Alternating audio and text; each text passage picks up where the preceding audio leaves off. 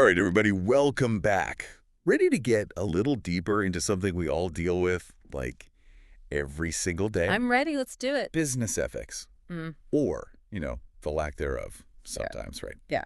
So we all know businesses are supposed to be ethical, right? Like, that's the whole point, supposedly. But what about all the, sneaky stuff? The stuff they don't exactly teach you in business for beginners? Right, right. Well, that's what we're diving into today. We're getting savvy to those tactics that might not exactly be textbook ethical. Yeah, for sure. And we've got this really interesting excerpt we're going to be looking at today. Kind of makes you think. Okay.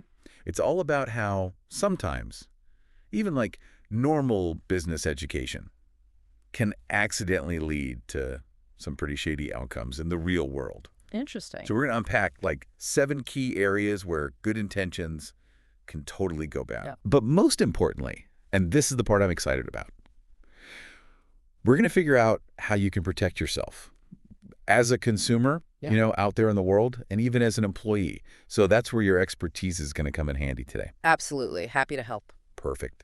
So first up, let's talk about profit over people. Okay. Like, have you ever just felt like a company didn't care about you as a customer? You know what I mean? I think we've all been there. Just wanted your money. Yeah. I feel like that happens all the time. Yeah. Right? Well, this is it. This is like the root of that feeling. It is, and it can be a real problem. One example that always comes to mind for me is the fast fashion industry. You see these super trendy clothes, really low prices, but Right. But the pressure to keep those prices low and the trends coming, it often leads to some really awful labor practices. yeah. Overseas factories, Yeah.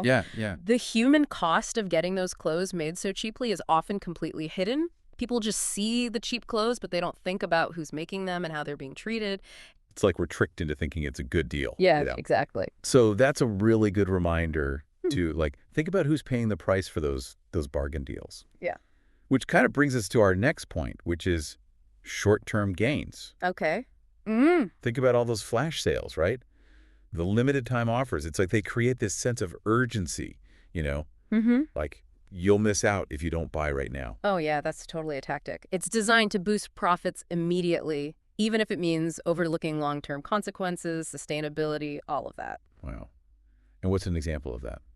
Like a real world thing? Sure, yeah. I mean, planned obsolescence is a big one. Planned obsolescence. Okay. So they make products designed to break down quickly, or become outdated really fast. Oh, yes. Then you're forced to buy a replacement sooner than you should have to. That's short-term gain for the company, but not great for you. No, not at all. So it's like we're being conditioned to be impulsive, Yeah.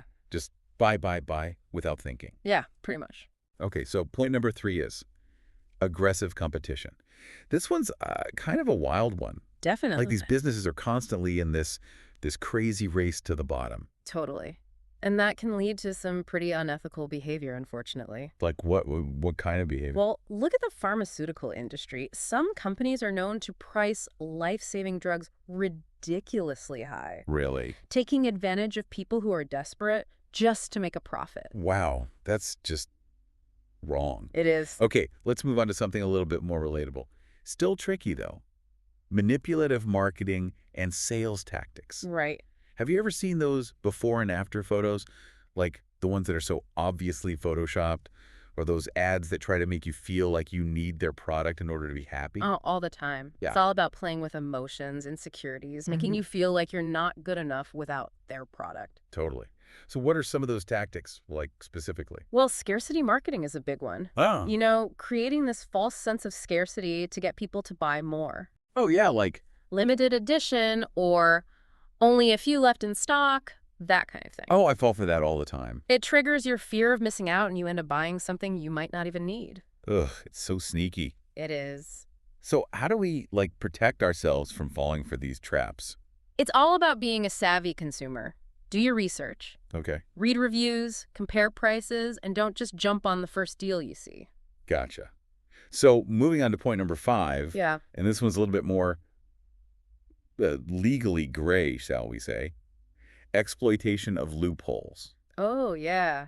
This is where it gets interesting. So we're talking about hidden fees, right? Those confusing contract terms nobody ever reads. Exactly. It's all about taking advantage of the gaps in regulations or just hoping that people won't notice or understand the fine print. So what's an example of that?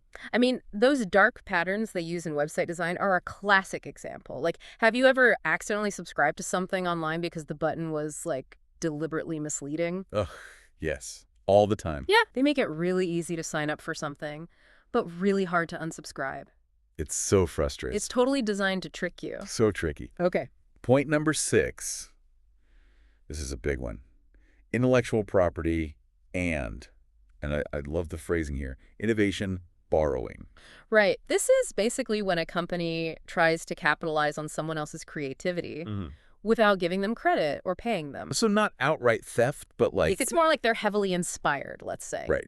So like knockoff design. Exactly. Or you see software that's pretty much identical to a competitor's platform. It's a gray area, for sure. Yeah. But it's important to be aware of who actually came up with the original idea and support the businesses that are doing the real innovating. It's so easy to like get caught up in a trend and not even think about where it came from, you know? Totally. Okay.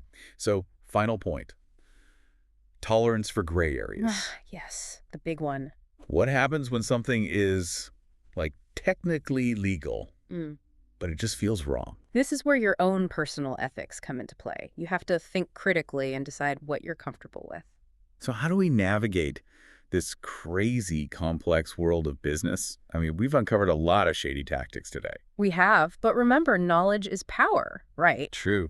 Now that you're aware of these tactics, you can spot them more easily and make better choices. So it's all about being an informed consumer. What's like one small thing people can do today to like support ethical businesses? Well, you could take a few minutes to research a company's practices before you buy from them, or choose to support businesses that are transparent and align with your values. Yeah, that's a good idea. Even those small actions can make a difference. Absolutely. And remember, everyone, this is just the tip of the iceberg. So keep asking questions, stay informed, and don't forget, every time you spend money, you're voting for the kind of world you want to live in. Couldn't have said it better myself. Thanks for joining us for this deep dive. We'll see you next time. See you later.